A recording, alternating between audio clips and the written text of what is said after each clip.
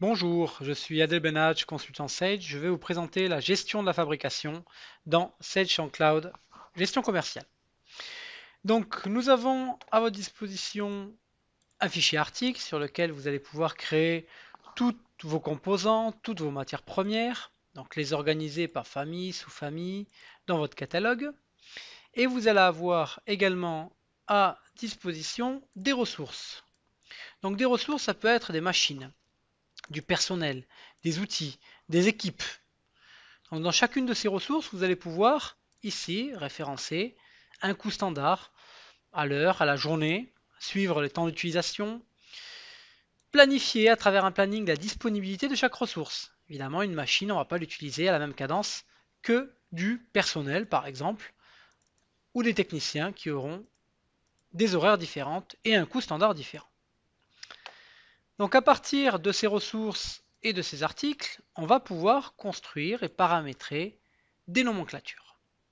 Donc ces nomenclatures de fabrication, vous allez pouvoir ici les paramétrer avec une quantité économique pour une fabrication de chaîne en or ou par exemple une montre où j'aurai la composition avec les différents composants, la valorisation, les quantités fixes ou variables. On aura également la gamme opératoire avec les différentes étapes. Par exemple ici j'ai une préparation, une fixation, un montage et les temps passés par ressource, par machine, par technicien.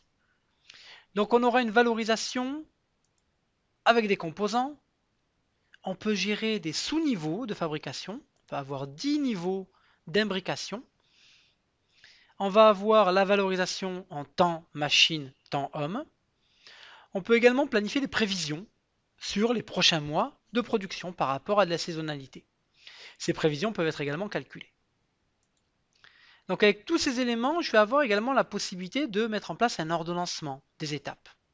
D'abord la préparation, ensuite la fixation, ensuite le montage, etc. pour ordonnancer les étapes qui vont être chevauchées ou qui vont se précéder. À partir de ma nomenclature, je peux également simuler. Aujourd'hui, je veux produire des montres. Donc sur le mois de février, j'ai 29 jours de travail. Je veux produire 50 montres. Est-ce que j'ai assez de composants disponibles? Donc là, on voit directement les warnings en orange et les feux verts pour les composants disponibles. Les quantités nécessaires, les stocks restants en temps réel, les stocks à terme futur. Les ressources également disponibles ou pas par rapport au temps de charge, au planning de chaque équipe, de chaque machine. À partir de là, je peux générer du réapprovisionnement auprès de mes fournisseurs, des commandes d'achat, des préparations d'achat pour réapprovisionner les composants. La simulation peut également déclencher des fabrications si tout est ouvert. Donc, j'ai des ressources, j'ai des nomenclatures, j'ai des simulations de fabrication, j'ai également un listing de documents de fabrication, un cycle de documents de fabrication. Une préparation de fabrication, un ordre de fabrication et un banc de fabrication. Trois documents. Préparation n'interroge pas les stocks. Ordre de fabrication va réserver des ressources. Et banc de fabrication va sortir en stock les composants et rentrer les produits finis, les composés.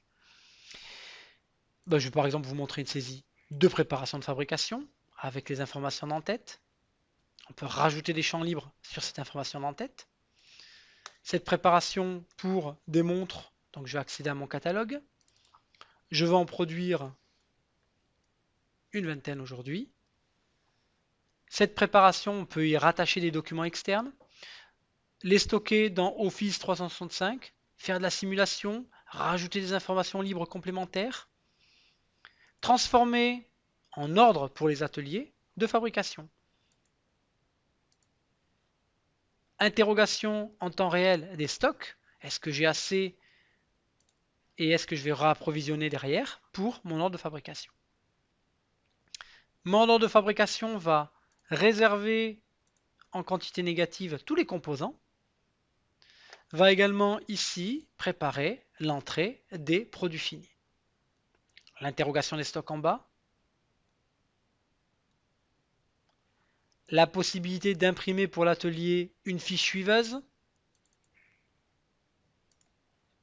avec le produit fini à scanner, les différentes étapes à respecter, les articles, les composants à utiliser avec les quantités, l'emplacement dans le dépôt. Donc ces fiches suiveuses, vous pouvez les imprimer et on peut les stocker également dans Office 365. Fiche suiveuse, je sélectionne et je vais l'archiver dans ma gestion électronique de documents. Office 365 pour que l'ensemble des collaborateurs qui n'ont pas Sage puissent accéder aux documents de fabrication. Accès Office 365 du document PDF. Donc là, j'ai mon document, ma fiche suiveuse qui est stockée dans un espace où j'aurai tous les ordres de fabrication dans Office 365.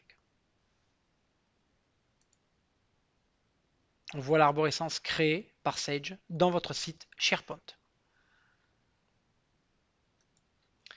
Tous les éléments que vous avez sous les yeux peuvent être simplement également exportés, copiés, ouvrir Excel, Word, Outlook et coller ces éléments pour du contrôle, pour du partage avec d'autres collaborateurs sur un environnement commun, Excel par exemple. Vous avez pu voir la simplicité d'export des données. Donc, je vous ai montré la gestion des ressources, je vous ai montré la gestion des nomenclatures, les simulations de fabrication, les listes des documents, le cycle de fabrication. Donc tous ces éléments sont bien évidemment personnalisables autour de Sage on Cloud Gestion commerciale. Merci.